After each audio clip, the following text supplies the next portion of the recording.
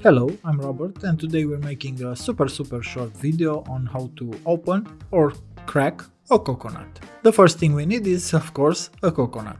Choose one that makes a sound when you shake it, indicating there's liquid inside, and then you'll need a Phillips head screwdriver and a hammer.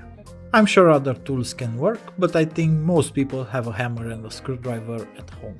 The first step is to make holes in the eyes of the coconut. Simply put the screwdriver in and tap it with the hammer. Make sure the screwdriver is clean, of course, before you do this. Next, pour the liquid in the bowl. This is a coconut water, so keep it. Strain it through a fine sieve to remove any impurities from the shell.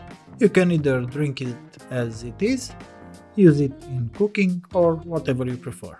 Then, use the hammer to gently tap around the coconut, not too hard, until you see a fine crack appear. Done! Super easy, super quick, and I hope this helps. For more videos like this, don't forget to like, subscribe to my channel, and join me on Instagram for lots of useful tips.